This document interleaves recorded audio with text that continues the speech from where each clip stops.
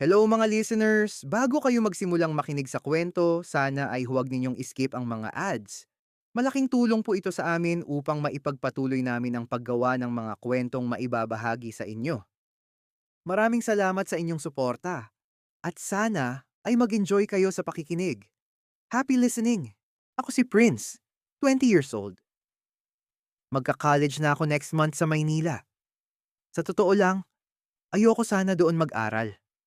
Mas gusto ko pa rin dito sa probinsya namin sa Bicol dahil mas tahimik at mas komportable ako rito. Pero sabi ni Mama, mas mabuti raw kung sa Maynila ako magka-college para mas mabantayan niya ako at mas marami akong opportunities na pwedeng ma-explore. Wala rin daw masyadong opportunities dito sa probinsya. Mga tita ko lang kasi ang kasama ko rito sa Bicol. Wala na si Papa kaya gusto rin ni Mama na sa Maynila na lang ako tumira para makasama niya ako. Tatlo kaming magkakapatid at yung dalawa kong ate ay nasa ibang bansa na. May maayos na silang trabaho roon. At sinabi nila na kapag nakatapos ako ng college, kukunin nila ako papuntang Canada. Kaya kahit ayaw ko talagang pumunta sa Maynila, pumayag na rin ako. Iniisip ko na lang na baka tama si Mama at mas marami talagang opportunities na naghihintay sa akin doon. Mahirap man iwan ng probinsya at ang nakasanayan kong buhay sa Bicol, gusto ko ring makatulong kay Mama at magkaroon ng magandang future para sa sarili ko. Doon pala ako titira sa condo unit nila Mama at Tito Ramil, kasama ang stepbrother ko. May bago ng kasintahan si Mama. Sa totoo lang, nahirapan akong tanggapin noong una dahil ayoko sanang makalimutan niya si Papa. Pero habang tumatagal, naisip ko rin na deserve ni Mama maging masaya ulit. Maraming beses ko na ring na-meet si Tito Ramil at ramdam ko naman kung gaano niya kamahal si Mama. Mabait siya at maayos makitungo sa amin. Na-meet ko na rin ang stepbrother ko na si Zandro. 28 years old na siya kaya parang kuya ko na rin talaga ang turing ko sa kanya. Noong unang araw ko sa Maynila, sobrang naninibago ako. Napakainit sa labas. Halos wala akong makitang mga puno. At kung saan-saan dumadaan ang napakaraming sasakyan. Maingay at sobrang busy ng paligid. First time ko kasi talagang makarating at tumira sa Maynila, kaya hindi ko maiwasang ma-overwhelm sa lahat ng nakikita ko. Ibang-iba ito sa tahimik at preskong buhay na nakasanayan ko sa Bicol. Pero nakapag-adjust din ako kalaunan dahil kay Kuya Zandro. Palagi niya akong sinasama gumala, kaya unti-unti kong nakilala ang Maynila at nasanay sa bagong environment ko. Mabilis ko rin siyang nakasundo dahil madali siyang kausap at marunong siyang makisama. Sina Mama at Tito Ramil naman ay palaging busy sa trabaho kaya madalang lang silang umuwi sa kondo. Dahil doon, si Kuya Zandro talaga ang madalas kong kasama sa bahay. Kasama ko ngayon si Kuya Zandro. Nandito kami sa Makati, pero hindi ko alam kung anong area ito dahil siya lang ang nagdala sa akin dito para sa swimming lesson niya. Dahil hindi rin ako marunong lumangoy, napasabay na rin ako sa pagpapaturo. Pagkatapos ng ilang ulit na paglusong ko sa tubig, umupo muna ako sa gilid ng pool para magpahinga. Habang hinihingal, napatitig na lang ako kay Kuya Zandro na patuloy pa ring lumalangoy sa malalim na bahagi. Doon ko siguro mas napansin kung gaano siya kaayos tingnan. Matangkad siya, maganda ang pangangatawan, at sobrang confident kumilos. Sa totoo lang, ngayon ko lang talaga na-realize na gwapo pala talaga si Kuya Zandro. Matagal ko nang alam sa sarili ko na naa-attract ako sa kapwa lalaki. Bata pa lang ako, ramdam ko na yon, pero wala akong pinagsasabihan. Wala ring nakakaalam dahil tinatago ko lang lahat ng nararamdaman ko. Isa rin siguro iyon sa dahilan kung bakit pumayag akong dito muna tumira sa Maynila. Gusto kong mas makilala ang sarili ko at ma-experience ang mga bagay na hindi ko magawa noon sa probinsya. Gusto kong mag-explore at maintindihan kung sino ba talaga ako. At gusto ko rin maranasan makipagbembangan sa kapwa ko lalaki. Kaya minsan, kapag kasama ko si Kuya Zandro, hindi ko maiwasang makaramdam ng kakaiba. Hindi ko mapigilang mapaisip at mapatingin sa kanya ng matagal. Nai-imagine ko siya. Okay ka lang ba dyan? Tanong ni Kuya Zandro nang makita niya akong nakaupo sa gilid ng pool habang hinihingal at nagpapahinga. Okay lang. Napagod lang konti, sagot ko. Napapatingin pa rin ako sa katawan ni Kuya Zandro. Kitang-kita ang V-line sa tiyan niya, habang basa pa ang katawan niya mula sa paglangoy. Sige, mag-rest ka muna. Last session natin mamaya, sabi niya, tapos lumapit siya sa akin para iabot yung energy drink na hawak niya. Pagkatapos ng swimming lesson namin ni Kuya Zandro, dumaan muna kami sa isang kainan bago umuwi sa kondo. Gutom na gutom ako pagkatapos ng paglangoy, kaya halos maubos ko agad yung in-order ko. Habang kumakain kami, kwentuhan lang kami ng kwentuhan tungkol sa kung ano-ano. Habang tumatagal, mas lalo ko pang nakikilala si Kuya Zandro. 2 months na ako rito sa Maynila at ang dami ko nang napuntahang lugar dahil sa kanya. Siya yung dahilan kung bakit mas mabilis akong naka-adjust sa bagong buhay ko rito. Parang totoong kapatid talaga ang turing niya sa akin. Madalas niya akong samahan, ilibre minsan, at siguraduhing okay ako sa school at sa kondo. Hinahatid niya rin ako papasok dahil nadadaanan naman daw niya yung school ko kapag pumapasok siya sa trabaho. Kaya araw-araw, mas lalo akong nagiging komportable sa kanya. Kuya, mauna ka nang umuwi. May gagawin pa kasi kami na project ng classmate ko. Sabi ko pagkatapos namin kumain. Okay sige, mag-ingat ka. Chat or text ka lang if may need ka. Sabi niya. Sige, salamat, sagot ko. Ang totoo, wala naman talaga kaming gagawing project ng classmate ko. Ginawa ko lang yung dahilan para makaalis ako agad at walang masyadong tanong. Ang totoo kasi, pupunta ako sa Isetan Recto. Matagal ko nang nababasa sa mga blog at forums ang tungkol sa sinehan doon, at matagal na rin akong curious kung ano ba talaga ang mga nangyayari sa loob. Habang tumatagal kasi na nasa Maynila ako, parang mas lalo kong gustong i-explore yung mga bagay na dati hanggang basa. At imagination ko lang. Kaya noong araw na yon, nagdesisyon akong puntahan mismo ang lugar para makita at malaman kung totoo ba talaga yung mga nababasa ko online. Nagbook ako ng angkas papunta sa Isetan Recto. Habang nasa biyahe ako, hindi mapakali yung pakiramdam ko. Hindi ko alam kung matatakot ba ako o may excite sa pupuntahan ko.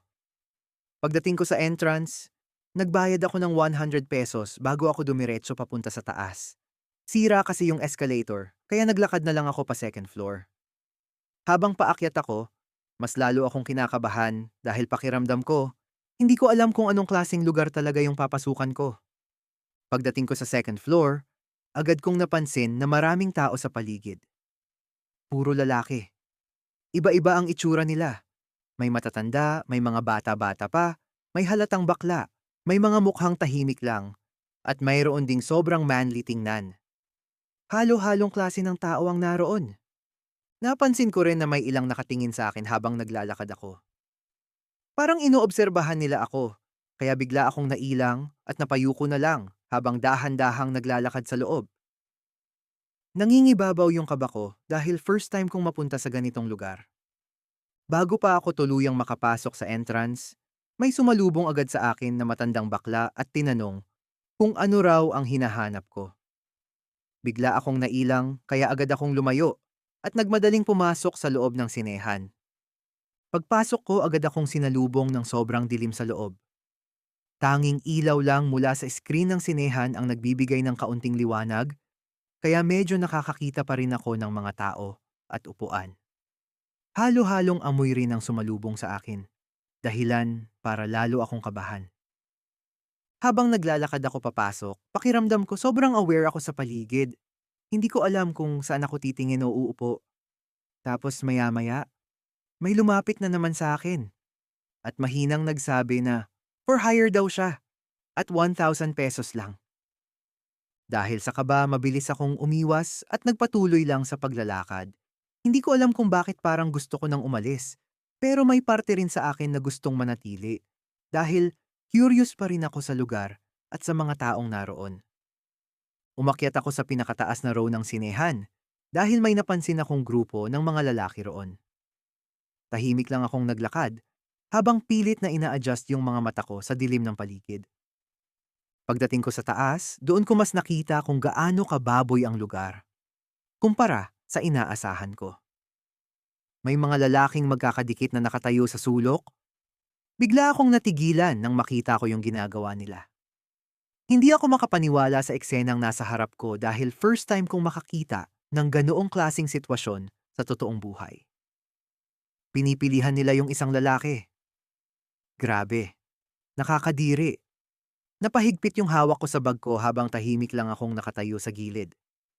Pero tahimik lang ako na nakatayo sa gilid at pinapanood ko sila. Habang nakatayo ako sa gilid, pakiramdam ko sobrang lakas ng tibok ng puso ko. Hindi ko alam kung dahil ba sa takot o dahil curious ako sa mga nangyayari sa paligid. Maya-maya, may isang lalaki na napansin akong nakatingin. Dahan-dahan siyang lumalapit sa akin. Matangkad siya, naka-black na cap at simpleng puting t-shirt. Hindi siya mukhang bastos gaya nung ibang nasa paligid. First time mo dito? Mahina niyang tanong. Oo, curious lang ako, sagot ko. Normal na yung mga ganitong bagay sa loob, sabi niya. Ano-ano pa ba ang mga makikita ko dito sa loob? Tanong ko. Wala, puro mga subuan at bembangan lang, sabi niya. Nakakatakot naman. Mahina akong sabi habang hindi pa rin maalis yung tingin ko sa paligid. Gusto mo bang ma-experience? Tanong niya. Anong ma-experience? Tanong ko dahil hindi ko gets yung ibig niyang sabihin. Ma-experience, mabembang, masubo, sabi niya tapos sabay tawa. Bigla akong nailang sa sinabi niya kaya dahan-dahan akong umiwas. Nang ilabas ko yung phone ko para silipin ang oras, doon ko mas naaninag ng maayos yung mukha niya dahil sa liwanag ng screen. Mas matanda pala siya kaysa sa inaakala ko at makapal din yung foundation sa mukha niya kaya lalo akong naging uncomfortable. Hindi na ako nagsalita pa. Mahigpit kong hinawakan yung bag ko tapos naglakad ako palayo sa kanya. Pero napansin ko na parang sumusunod pa rin siya sa akin kaya lalo akong kinabahan. Hindi na ako lumingon at mas binilisan ko yung paglalakad palabas ng sinehan. Pagdating ko sa labas, saka lang ako nakahinga ng maayos. Paglingon ko, hindi na pala niya ako sinundan. Doon ko lang naramdaman kung gaano ako kinabahan sa nangyari. Napaupo muna ako sa isang gilid habang hinihingal at pilit inaayos yung sarili ko. Tiningnan ko yung oras sa phone ko at napansin kong medyo gabi na rin. Nagdesisyon na akong umuwi dahil may pasok pa ako kinabukasan ng tanghali. Habang naglalakad palabas ng mall, pakiramdam ko ang dami kong iniisip. Halo-halo yung emotions ko. May kaba, gulat at curiosity dahil sa mga nakita ko sa loob ng sinehan. Pero kahit papaano, pakiramdam ko na feed ko rin yung curiosity ko tungkol sa sinehan sa Rekto. Matagal ko yung iniisip at gustong makita sa personal at ngayong na-experience ko na, mas na-realize ko na iba pala talaga kapag actual mong nakita kumpara sa nababasa mo lang online. Nung umuwi ako sa kondo, medyo gabi na. Tahimik na ang buong bahay at tulog na sina mama at tito Ramil. Dahan-dahan akong naglakad papunta sana sa kwarto ko para hindi makagawa ng ingay. Pero habang naglalakad ako sa hallway, napansin ko na medyo nakabukas yung pinto ng kwarto ni Kuya Zandro. Hindi ko alam kung bakit napahinto ako. Parang may kung anong curiosity na nagtulak sa akin para sumilip. Dahan-dahan akong lumapit sa pinto at bahagyang sumilip sa loob ng kwarto niya. Mahimbing siyang natutulog habang boxer lang ang suot. Madilim ang kwarto pero sapat yung ilaw mula sa labas para makita ko yung maayos niyang katawan habang nakahiga sa kama. Bigla kong naramdaman yung mabilis na tibok ng puso ko. Hindi ko alam kung bakit, pero kung ano-ano na naman yung pumapasok sa isip ko habang nakatitig sa kanya. Pilit kong iniiwas yung sarili ko sa mga naiisip ko dahil alam kong mali. Pero habang tumatagal, parang mas lalo akong nahihirapang kontrolin yung nararamdaman ko. Dahan-dahan akong pumasok sa kwarto ni Kuya Zandro. Huminto ako sa tapat ng ulo niya at tahimik ko lang siyang pinagmasdan. Mahimbing ang tulog niya, parang walang kaalam-alam na pinagmamasdan ko siya. Habang nakatitig ako sa kanya, lalo kong naramdaman yung kakaibang kaba sa dibdib ko. Hindi ko alam pero bigla ko siyang hinalikan sa labi. Tapos nagmadali akong lumabas sa kwarto niya. Nung pumasok ako sa kwarto ko, pinaligaya ko yung sarili ko habang iniisip ko si Kuya Sandro. Ilang buwan pa lang ako dito sa Maynila, pero pakiramdam ko ang dami nang nangyari sa buhay ko. Parang ang bilis kong nagbago simula nang umalis ako sa Bicol at tumira rito kasama sina Mama, Tito Ramil, at Kuya Sandro. Ang dami ko ring naging realizations habang tumatagal ako rito. Hindi pala ganon kadaling mabuhay mag-isa sa malaking syudad. Kailangan mong mas maging matatag, mas maingat, at mas kilalanin yung sarili mo. Mas lalo ko ring naiintindihan yung mga bagay tungkol sa sarili ko na dati tinatakasan ko lang isipin. Yung mga gusto ko, yung mga curiosity ko, pati yung mga bagay na kinakatakutan ko. Minsan napapaisip ako kung normal lang ba lahat ng nararamdaman ko o masyado lang akong nalulunod sa bagong mundo na unti-unti kong na-experience dito sa Maynila. Pero isang bagay yung sigurado ako. Habang tumatagal ako rito, mas lalo kong nakikilala kung sino ba talaga ako. Bukod doon, marami rin akong naging kaibigan dito sa Maynila. Sa school, may mga kaklase akong mabilis kong nakasundo. May ilan na lagi kong kasabay kumain, mag-review, at gumala pagkatapos ng klase. Kahit iba-iba kami ng ugali at pinanggalingan, pakiramdam ko mas naging open ako sa pakikisalamuha dahil sa kanila. May mga nakilala rin ako dahil kay Kuya Sandro. Minsan sinasama niya ako sa mga lakad niya, kaya mas lalo kong nakilala yung iba't ibang klase ng tao dito sa Maynila. Habang tumatagal, mas nasasanay na rin ako sa ingay ng syudad, sa dami ng tao, at sa mabilis na takbo ng buhay rito. Minsan naiisip ko na baka tama nga si Mama noong sinabi niyang mas marami akong matututunan dito kaysa sa probinsya. Dahil sa Maynila, pakiramdam ko hindi lang academics yung natututunan ko. Mas natututunan ko rin kung paano mabuhay, makisama, at kilalanin ang sarili ko. Isang araw, sobrang stressed ako dahil sunod-sunod yung deadlines namin sa school. Halos hindi na ako makatulog kakagawa ng projects at kaka-review para sa final exams. Pakiramdam ko, ilang linggo akong puro aral. Hell week. Kaya nung matapos ko lahat ng requirements at exams namin, para akong nabunutan ng malaking tinik sa dibdib. Ang sarap sa pakiramdam na matapos din sa wakas yung sunod-sunod na pressure. Dahil doon, nag-aya yung mga kaklase ko na mag-inuman pagkatapos ng klase para mag-celebrate. Sumama naman ako dahil gusto ko ring makapag-relax kahit papaano. Nagkwentuhan lang kami, nagtawanan, at medyo naparami rin yung inom ko kaysa sa inaasahan ko. Pagkatapos ng inuman, habang pauwi na sana kami, biglang pumasok sa isip ko yung sinehan sa Isetan Recto. Hindi ko alam kung bakit, pero parang bumalik yung curiosity ko tungkol sa lugar na yon. Siguro dahil may konting tama na rin ako ng alak at gusto ko ulit maramdaman yung kakaibang excitement at kaba na na-experience ko noon. Kaya imbes na umuwi agad sa kondo, nagdesisyon akong bumalik ulit sa Isetan Recto ng gabing iyon. Pagpasok ko sa loob ng Isetan Recto, dumiretso agad ako sa third floor ng sinehan dahil hindi ko pa iyon na-explore noong unang punta ko. Habang paakyat ako, pakiramdam ko mas kalmado na ako kumpara dati.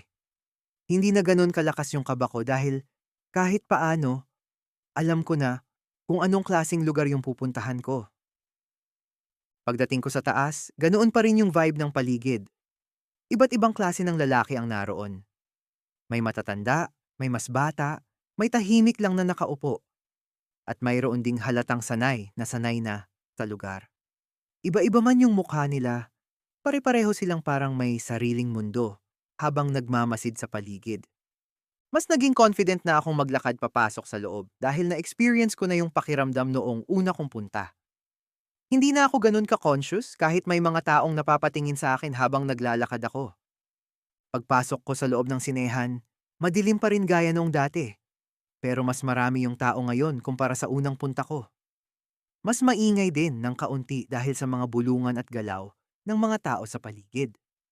Habang naglalakad ako papasok, pakiramdam ko unti-unti na namang bumabalik yung halo-halong kaba at curiosity na naramdaman ko. May nakita na naman akong kumpulan ng mga tao sa gilid, kaya na-curious ako at dahan-dahan akong lumapit. Habang papalapit ako, mas lalo kong naririnig yung mga bulungan at galaw ng mga tao sa paligid. Pagdating ko roon, may nakita akong eksena na hindi ko nakita noong una akong pumunta. Paglapit ko sa mga kumpulan ng tao, nakita ko yung ginagawa nila. Grabe, nakakadiri. Ang baboy nila, nagbebembangan sila. Ang dami nila. Halos wala silang pake sa mga tao sa paligid nila. Pakiramdam ko nanlalamig yung katawan ko habang pinagmamasdan yung magulong eksena sa harap ko. Pero nag-e-enjoy ako na panuurin sila dahil first time ko makapanood ng ganito sa personal. Bigla akong naalala yung sarili ko noong nasa probinsya pa ako. Yung tahimik lang akong bata na walang alam sa ganitong klasing mundo. Pero ngayong nasa Maynila na ako, pakiramdam ko unti-unti akong nahihila sa mga bagay na dati iniisip ko lang o nababasa online. Tahimik lang akong nakatayo sa sulok habang pinapanood ko yung mga nagbebembangan sa harap ko. Hindi ko namamalayan na habang tumatagal ako roon, parang unti-unti na ring nawawala yung hiya at takot na unang naramdaman ko noong unang beses akong pumunta sa lugar na yon. Ilang oras din akong tumambay sa loob ng sinehan. Habang tumatagal, mas nasasanay na yung mata ko sa dilim at sa klase ng mga taong naroon. May ilang lalaki ring lumalapit at sinusubukang makipag-usap o magparamdam sa akin. Inaaya nila ako ng bem at subuan. Pero sa tuwing mangyayari iyon, umiiwas lang ako o tahimik na lumilipat ng pwesto. Sa totoo lang, curious ako. Minsan naiisip ko rin kung ano kayang pakiramdam ng magkaroon ng ganoong experience. Pero kahit may parte sa akin na gustong subukan, hindi ko pa rin magawang pumayag. Hindi ko rin maintindihan yung sarili ko noon. Nasa lugar ako na puro ganong bagay yung nangyayari, pero habang tumatagal, mas lalo kong nare-realize na ayoko pala ng basta-basta lang. Siguro dahil sa isip ko, gusto ko yung magiging first experience ko ay sa taong mahal ko o sa taong may totoong connection ako. Ayoko na curiosity lang o dahil nadala ako sa moment. Kung makikipagbembangan ako, gusto ko sa taong mahal ko, sa lalaki na gusto ko. Gusto ko pa rin maramdaman na espesyal yung unang beses na ibibigay ko yung sarili ko sa isang tao. Gabi na naman ako nakauwi sa kondo. Akala ko mag-isa lang ako dahil sinabi ni Mama na may lakad sila ni Tito Ramil at si Kuya Zandro naman daw ay may lakad din kasama yung mga kaibigan niya. Pagkapasok ko sa kondo, dire-diretso agad ako papunta sa banyo dahil medyo sumasakit yung tiyan ko. Pagkabukas ko ng pinto, bigla akong natigilan. Nasa loob pala si Kuya Zandro, naliligo, at halatang hindi niya inaasahan na may papasok. Pareho kaming natulala sa gulat ng ilang segundo. Sorry. Akala ko walang tao, sabi ko tapos lumabas agad ako ng banyo. Okay lang, nakalimutan ko ring isara. Akala ko kasi ako lang mag-isa sa bahay at nasa labas ka pa, sabi niya. Makalipas ang ilang sandali, lumabas rin si Kuya Zandro na nakasuot na ng pambahay at hawak yung tuwalya niya habang nagpupunas ng buhok. Natatain na kasi ako, sabi ko tapos tumawa siya. Ikaw talaga, sabi niya tapos naglakad siya papunta sa kwarto niya. Hindi ko makalimutan yung nakita ko sa banyo habang naliligo si Kuya Zandro. Paulit-ulit yung bumabalik sa isip ko kahit anong pilit kong iwas. Kasi nakita ko yung pagkalalaki niya. Habang nakahiga ako sa kama ng gabing yon, hindi ako makatulog ng maayos. Sa tuwing pipikit ako, naaalala ko yung ilang segundong nakita ko siya sa loob ng banyo. Ang laki. Napabuntong hininga na lang ako habang nakatitig sa kisame. Naiinis ako sa sarili ko dahil alam kong mali yung mga naiisip ko. Pero habang tumatagal, parang mas lalo ko lang napapansin si Kuya Zandro bilang isang lalaki at hindi lang bilang kuya o kasama sa bahay. Ang dami kong iniisip. Hindi ako makatulog. Bumangon ako mula sa kama habang hindi pa rin mapakali yung isip ko. Hindi ko alam kung anong pumasok sa utak ko ng mga oras na yon. Pero dahan-dahan akong lumabas ng kwarto at naglakad papunta sa kwarto ni Kuya Sandro. Bahagyang nakabukas yung pinto niya, kaya napahinto muna ako sa tapat nito. Nang sumilip ako sa loob, nakita kong mahimbing na siyang natutulog. Mahina lang ang ilaw mula sa labas, kaya bahagya ko pa ring nakikita yung mukha niya habang nakahiga sa kama. Naglakad ako ng maingat palapit sa kanya. Ang himbing ng tulog niya. Naghihilik pa siya. Ang bilis ng mga sumunod na pangyayari. Halo-halo na yung tumatakbo sa isip ko ng mga oras na yon. At hindi ko na maintindihan kung tama pa ba yung ginagawa ko o nadadala lang ako sa emosyon. At matagal ko nang tinatagong nararamdaman. Ang huling malinaw kong naaalala, dahan-dahan akong yumuko palapit sa kanya at hinalikan ko siya. Biglang nagising si Kuya Sandro. Napaatras agad ako nang makita kong dahan-dahan niyang minulat yung mga mata niya. Nanlamig bigla yung buong katawan ko habang nakatitig lang siya sa akin, halatang naguguluhan sa nangyayari. Pakiramdam ko, tumigil yung mundo ko ng mga sandaling iyon. Hindi ako makapagsalita at hindi ko alam kung anong dapat kong gawin. Prince, bakit mo ako hinahalikan? Tanong niya. Sorry kuya. Hindi ko sinasadya. Sabi ko habang nakayuko ako dahil sa sobrang hiya. Pakiramdam ko gusto ko nang mawala sa hiya at takot habang nakatayo sa harap niya. Hindi ko kayang tingnan siya ng diretso dahil sa sobrang bigat ng nararamdaman ko ng mga oras na iyon. Tahimik lang siya ng ilang segundo kaya lalo akong kinabahan. Akala ko magagalit siya o palalayasin niya ako sa kwarto. Pero bigla na lang siyang napailing at bahagyang natawa. Ikaw talaga, mahina niyang sabi. Bago pa ako makapag-react, bigla niya akong hinila palapit sa kanya. Napahawak agad ako sa braso niya sa gulat habang sobrang lakas ng tibok ng puso ko. Nabitin ba kayo sa kwento ni na Prince at Sandro? Gusto ninyo ba ng part 2? Pero sa totoo lang, kahit hindi ninyo sabihin, may part 2 talaga ang kwento nila. Mas magiging magulo, intense, at emosyonal pa ang mga susunod na mangyayari sa buhay ni Prince dito sa Maynila. Ang title ng susunod na part ay Para Usan Ako ni Kuya Sandro. Pero bago namin i-upload ang part 2, mag-comment muna kayo ng Sandro at Prince para malaman namin kung interesado pa kayo sa susunod na kabanata. Huwag rin kalimutang mag-like, mag-subscribe, at pindutin ang notification bell para updated kayo sa mga susunod naming kwento. Don't miss out on our latest wild and unfiltered stories. Subscribe now to The Vibe is Unfiltered on YouTube and follow us on X, Instagram, and TikTok at The Vibe is Unfiltered. For extra updates and more kwento, like and follow our Facebook page, The Vibe is Unfiltered. Stay tuned! Mas marami pa kaming pasabog na stories for you.